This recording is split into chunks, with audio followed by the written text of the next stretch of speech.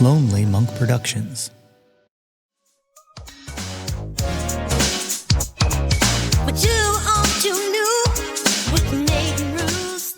Welcome to Too Old, Too New, the music discovery podcast that brings you something old, something new, something Nate, something Bruce.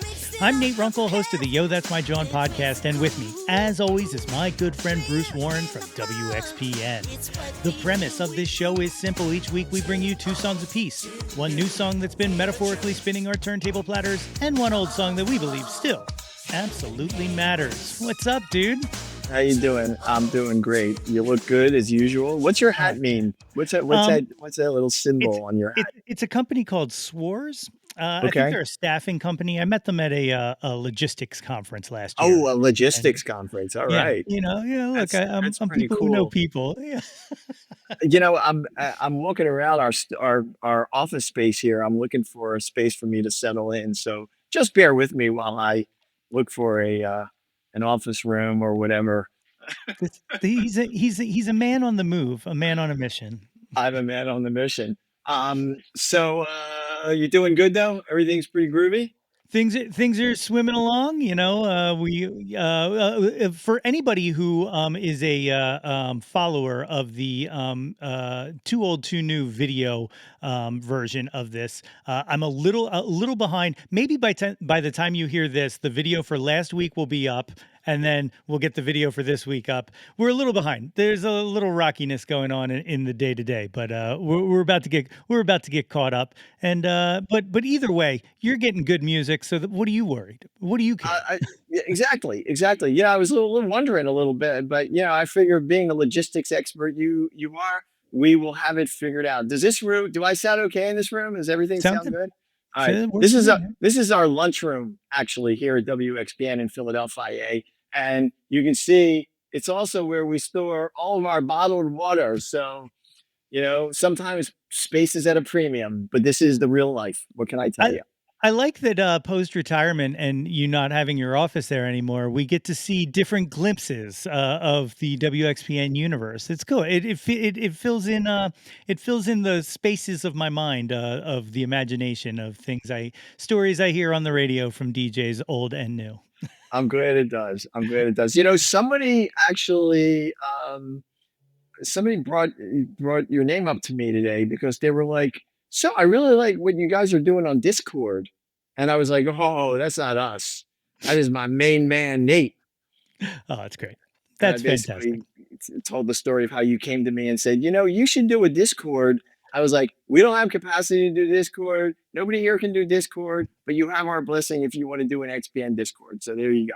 So Hey, nothing but good things to say about it. So there that's you go. awesome to hear. Yeah. We like to turn the chairs inward and build that community, don't we? There you go, Nate. I love it. You heard me. You heard me That- loud and clear. That's Exactly right. right. That's right. So, you got some awesome old tunes here. Why don't you kick things off? Yeah, well, we're gonna go back to, I guess it kind of begins in the late 70s, early to mid 80s. We're going to Minneapolis, Minnesota with the gang who made so many great R&B and soul albums and funk albums. I'm talking about two fundamentally important people to come out of that music scene, Jimmy Jam and Terry Lewis, because here's why we start with them. They started a band called Flight Time, right? A member of that band was a guy named Alexander O'Neill. He came in to replace the original singer in the band.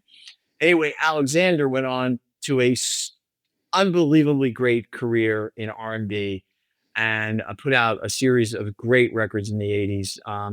One of which is my favorite, his second album that came out in '83. It was called Hearsay.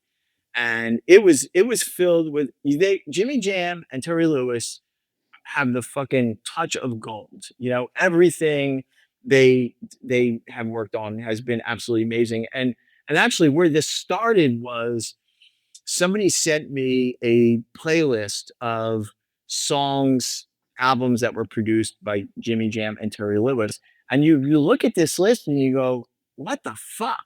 Like Janet Jackson, New Edition, Force MDs, Human League, come on. I mean, Herb Albert, Sherelle, like it goes on and on and on.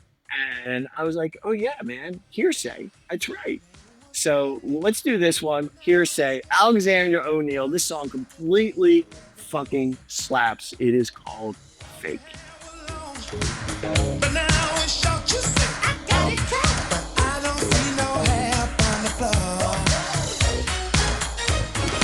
Whenever I go out with you, I find out something new. You're a fake, baby. You can't conceal it. Know how I know? 'Cause I can feel it. You're a fake, baby. No rhyme or reason. 'Cause in your mind, it's lying season. Paradise. Wow, what a song, right? I remember. So listen, dude, when that song came out, I was not yet in working at WXPN. I was still like kind of full time in the restaurant business. And I remember when this, and I was a manager of a restaurant. I remember at close, when we shut down the restaurant every night, we would fucking bump this record like from start to finish. And it was so good. It was such a great record. And he had massive amounts of hits. This isn't even one of his biggest one from that particular album. Remember, song "Criticized" was also on that record. I Yes. mean, the guy put out some amazing records. So that's my old stuff for this week. And what do you got? Well, real quick, two things. You mentioned that he replaced another singer for Flight Time. I only just found this out today when you sent this through that who he replaced was the singer of Lip Sync who sang Yes, Funky Town. Funky Town. That's Yes, amazing. yeah, And the other thing I heard was, of course, Flight Time eventually became, well, pieces of became The Time, put together by Prince. And I didn't realize that Alexander O'Neill didn't just leave, he was fired by Prince, yeah, which is great. You yeah. get You got to fired by. fill in all the storyline. But That's right. there's no question that music scene was insane, right? It Like, really was. can you imagine living in Minneapolis at the time and being a music fan? Like, wow, right? Like, Yeah. I can't even imagine. You know? And like, I feel like understate or I don't want to say understated or underappreciated, but like they changed music. Like if you listen to that Absolutely. song, you can hear elements of even like I don't know if you remember this or not, but Thomas Dolby did a song for the Howard the Duck soundtrack that yeah, I know. Look, I know. You are But such a nerd, Nate. You are such a fucking nerd.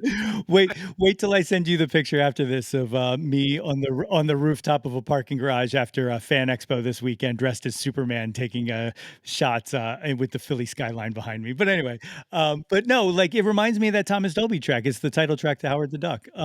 But influenced so much. Jimmy Jam and Terry Lewis did. You know what? I'm gonna Howard the Duck. I remember I was a big comic book fan growing up, and I collected all these comic books. And I used to love Howard the Duck. But when they decided to do a live action movie with Howard the Duck, I was like, this is never Just going to never, yeah, happen. Never going to happen. And of course, he's part of the Marvel universe. Go figure. that's What, right. 30 years later, 40 years later, right? Yeah. Oh, it's amazing. It's Yes. amazing. So, Yes. so my old song this week is something that just came through my desk this week, and it came out in 1969. I never heard of it. It's from an album called Motorcycle, which is being reissued.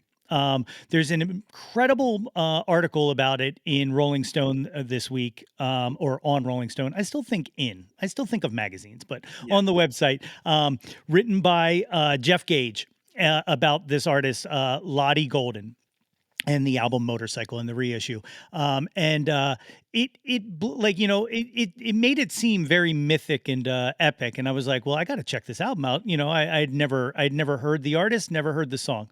So I hit play. And within the first track, a few minutes of the first track, I realized I was listening to something special. This is after researching more, kind of credited as being the first female rock concept album. And I'm just gonna play this clip of her song "Gonna Phase." It's song number two to just kind of give you an idea of what this album is like. But when we come back, I'm going to talk about the fucking mind trip that this is. So this is Gonna Phase by Lottie Golden. Johnny, pace the bottle. Go see if there's a seat before you. Come on now, Howie, made 7 or 8 now, but it's cool, and it's cool. Come on, we're gonna face tonight. Come on, we're gonna face tonight. Come on, we're gonna face tonight. We'll get wasted and we'll feel fine. So do us stand. It's so hard to talk about because that just sounds like a girl group song from the 60s. It's hard to talk about this in this kind of 30-second snippet, but this song then like dovetails into like a psych rock song. Like this album really feels like if the Velvet Underground and like the Shirelles kind of did an album together. And it's full of satire. It's steeped in the drug culture of the late 60s New York scene. There's just a cast of characters, drag queens and all kinds of addicts and the good people, if you will, the cultural, the counterculture. Everybody was behind it. Like Jerry Wexler signed her to Atlantic. This was going to be a big thing. Then they kind of botched the release and did nothing with it because they didn't know how to sell it. Here we are, some 50 some years later, and some guy in a warehouse just comes across this album and it changes his life. I've listened to this album nonstop since I started listening to it because it's the first thing that like has really excited me. It's like, to me, it's like as epic as like Smile and Quadrophenia and stuff like that. Like it just feels like something so special that was just lost to the ages, and I knew nothing about it until yesterday. Yeah, yeah. First of all, you hit me to this record this morning. I immediately listened to this record, and I had the same reaction. Even the same similarities. It's sort of like girl group filtered through the Lower East Side, right? like, Yeah. like so much great. And by way of Meatloaf, because I think there's a fair amount. There's a fair amount of like cinematic, dramatic tension in this record that I hear on like particularly Bad Out of Hell, right? So brilliant album, brilliant reissue. I think it's great that you brought this one to the table. So thank you for that. Yeah, I mean, it made me think of like, kind of what we talk about and why we kind of, why old is part of Too Old, Too New, which is there's so many things that just kind of slip through the cracks and like, Mhm, because it doesn't take off, just gets lost. And like, mhm, I'll do here. I'm gonna get up on the soapbox and all, but like that's why to me, like non-commercial radio and podcasts like this are so important because like iHeart isn't going to dig out this reissue and bring you something like this to revisit and learn about, right? It takes like music curators, which I understand, we talked about it before that like the old gatekeeper kind of society was broken. But when we threw it out, we didn't replace it with anything to help people discover music, especially the things you might have missed. And I don't know what to tell you, but I'm glad that we have a platform like this to be able to kind of discuss these kind of things. Likewise, who I think will probably either know about this record, and I'd be surprised if he doesn't. But if he did know about it, he loves this record. Miami Steve, Oh, right. right? Yeah. You know who else I My was man is thinking of? right up. My man is that. This is right up Steve's alley, man. The Yeah. underground garage. Come on. The other person I thought of listening to this whole thing was like Adam Weiner has to have heard this album, right? Oh, Lokai Kai for sure, for Yeah. sure, for Yeah. sure. All right, It's so a little forward again. Sorry, I cut no, you off. no, you got it. Well, I was going to say, it also kind of wait. What year did this record come out originally? 69. 69. Wow. Okay. Yeah. So in 1972, I didn't know about this person until, whatever, way after they happened. There was a band called 10 Wheel Drive and the lead singer was a person named Genya Raven. Did you ever hear of Genya Raven? That name sounds familiar, but Kind of came out no. of the, from Brooklyn, kind of came out of the Lower East Side rock and roll scene in the late 60s, early 70s, and put out a couple solo records, but it was this album that Genya released in 1972 that like never got anywhere near the amount of credit it deserves. But I'm gonna for my old next week, I'm gonna rock a little Genya Oh, Raven. hell But you yeah. should check out Genya's solo album. It's just self-titled. It has a very similar vibe to it. It's like a mixture of all kinds of rock and roll, like girl group stuff. There's some great playing on the record, but it kind of instantly brought me back to that solo Genya Raven record that came out in 1972. But good picks. Good pick there, dude. Yeah, man. I dig it. I dig it. You know, we talk about slipping through the cracks, and I very excitedly found out today for my new pick. This is an artist that I feel like slipped through the U.S. cracks. Any of our listeners outside of the U.S., and we do have them, is about to be like, slip through the cracks. Are you out of your fucking mind? He's the biggest artist that's ever happened. But nope, everywhere but here. My new pick this week is a new one that just came out today by Robbie Williams. All right. Robbie Williams, famously popular, huge throughout the entire world, was a member of Take That, and just didn't never broke in the U.S. He had a little bit of a hit with Millennium, a second attempt at it with Rock DJ. Angels was big, but bigger for Jessica Simpson's cover of it than it was for him here. It's just this really weird, perplexing thing where they just could not make him hit in the U.S. And to me, I think what it is because his music was kind of more rooted in Britpop than it was in hip hop and R&B, which is what was kind of the dominant pop structure of the late 90s when they tried to break him. And the reason I mention that is because his new album is called Britpop, and he said he was quoted in the release of this single today as saying that this record is the record that he wanted to write and release in 1995 because he was really into Britpop and all of the great music coming out of England at the time. But you know, they kind of pushed him more in a pop direction, which is fine because his music's great. Go check all the earlier albums out. But he has this new song from the Britpop album out today called Rocket, featuring a little gentleman named Tommy Iommi on guitar. Which is absolutely insane. So this is Robbie Williams and Tommy Iommi with Rocket.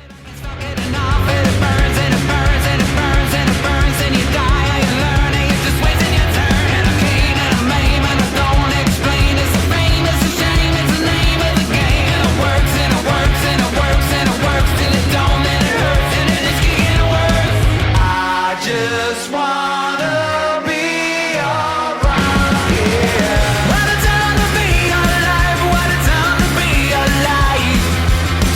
What to do with your big fat life? Are you gonna let it blow your mind? I just want. You know, I know he says Britpop. You know what it feels like to me? It feels like Motley Crue. Like, It does. That's right? a very good. That's a very good. That's yeah, very good. Yeah, I I love like that. this. Like he's been one of my favorite artists forever. I still haven't seen the biopic with him as a monkey because it's just it was just a little too weird of an idea for me, and I just don't know that I ever got around to it. And I also kind of forgot that it existed until 2 seconds ago. So maybe I'll watch it this weekend. I saw Robbie Williams make his South by Southwest American debut back in '98 or '97 or something like that, and it was so over the top. I I bet just never forget it. It was so over the top. And you know what? I don't know if Robbie ever did drugs, but he did a lot. um, he just appeared to be very, very coked up. When I saw him, it was wait, when did that record come Ego out? has The Ego Has landed. It was Landed. When that come out? 97, I think, somewhere around there, maybe. Okay, late '90s. Yeah, it was Yeah. around that time. It was. I'm pretty sure it was around that time. But man, it was fucking exciting. These there's a really good Netflix documentary, I think 4 episodes or something like that, about his life. And it's him kind Really? of through home video and stuff revisiting his entire life. And he had like a very bad drug problem, and is now and drinking. I think the drinking might have been more than the drugs, but you know they always kind of go hand in hand when those crashes occur. And the other thing I'll point people to is he has a album, actually two of them, where he does old standards. The first one's called "Swing When You're Winning." And there's a video of him doing all of the songs from Swing When You're Winning live at the Royal Albert Hall, and it's one of the greatest concert films I've ever seen in my life. So there's Wow. it's a bullet. And You know, wait, so the Netflix the thing is on Netflix, the documentary's on yeah, Netflix? I think it's just called Robbie Williams, maybe. Alright, Um, I may have to watch that. But here's one of the things I learned in it because I've always been this guy who's been like, I'll be the guy who breaks Robbie Williams in the US somehow, some way, maybe with this podcast. But I found out he gave up even trying and doesn't want to break in the US anymore because he now lives in the US and it's the only place where he can walk down the street and not be bothered. Ah, Yeah. Who ah, knew we were okay. the safe haven for a Exactly, foreigner in 2025? exactly. Beware, just beware. What do you got this week, my friend? I got not a cover of the Elton John song, but the new Wednesday song called Elderberry Wine just came out today. And fucking Carly Hartsman, man, they can do no wrong, you know? I'm so happy that we have new music from Wednesday. And no word on whether a new record's coming, but of course there's going to be a new record. Yeah, of course. I think they already announced the date here in Philly next October, I think. Okay. So you know, the internet is so fucking predictable. Of course, there's going to be an album. You know, it's like the drip thing. Somebody has to reinvent how they roll out album projects these days, because there are no more surprises. But this is unbelievable. It's Wednesday. It's Elderberry Wine. New music Wednesday. I give up and flip the board completely. But everybody gets along just fine, 'cause the champagne tastes like elderberry wine. And the pink-boiled eggs stay afloat in the brine, 'cause even the best champagne still tastes like elderberry